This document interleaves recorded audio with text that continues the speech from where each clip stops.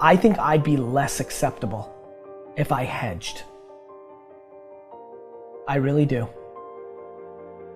People will accept you. People accept everything. Just be you. Be you, and clearly people like react. When you're trying to fake something and you've got bad intent, well then that's visceral and we hate. But I actually think we don't give love to the person that actually knows they have it and they're trying to fake it to conform. Hence why I won't adjust to this market all the way, because I don't think I'll be respected. I know what my intent is, so why would I be scared? I want to build the biggest building in town. That's who I am. And you know how I want to do that? By building the biggest building in town. And a lot of people want to build the biggest building in town, and you know how they want to do it?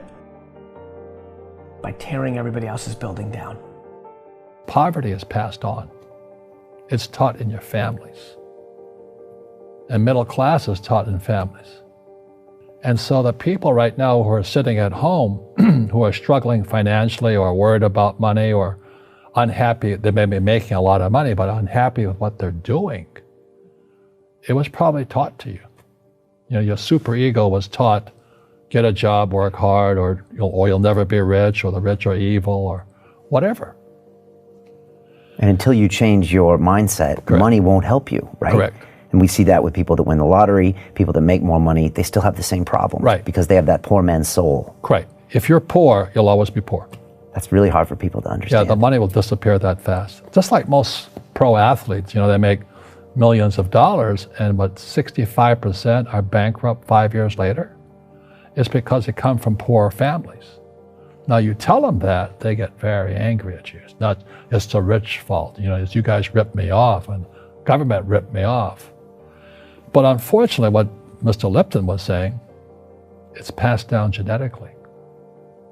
That's the frightening thing. And it's interesting when you commit to something, little gifts just start automatically showing up. It's a phenomenal thing. It's happened my whole career. When I fully commit, somebody will bring me something. Okay. And then keep your eyes open. And by the way, the package may come wrapped in a package you weren't thinking about. Hard work. Or like a voice, or like a person, or maybe from a different direction than you thought, or an offering where you're like, you read something about this and that's not the thing. Like all throughout my career, it's come in weird kind of ways. If you ask for help and somebody shows up at the door, maybe invite them in. Okay. Regardless of what the packaging is or what you've heard about it or whatever. That's really been beneficial to me. Okay. How old are you? 44. I'm 40. Do you know how young we feel? When you were 26, did you ever think that this is what 44 felt like? No. You thought that was finished? Yeah. How old are you? 13. Like, you think a 40-year-old, like, when I was 25 years old, I thought a 40-year-old was finished. I don't even feel like I'm starting. Right? Yeah, but when I was 26, I was in a rush.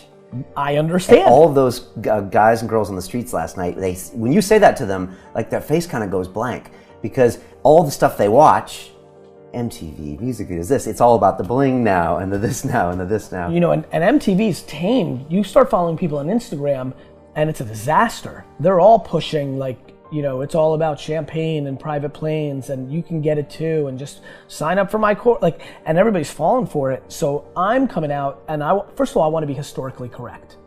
Nobody in 100 years is going to watch that video and say that I was full of crap. I like that, right? Number two, I want my legend to grow. I'm always fascinated by politicians and world figures. Like Winston Churchill, his brain continues to grow, right? I want that. When I'm dead, I want to be in the ground at peace knowing my legend's growing. Like, I want that. I want that in the business world. And so I'm giving real advice, and real advice looks like this. When you're 19 and you can spend 7 full years learning your craft, meeting people that are mentors, being patient, and you wake up and you're 26 years old, you have your entire life in front of you, and you've done great foundational work to go on and then be successful. I have bad luck too. I've had financial crashes. I've had people stab me in the back, but they're all good. because I grow from it. That's spirituality.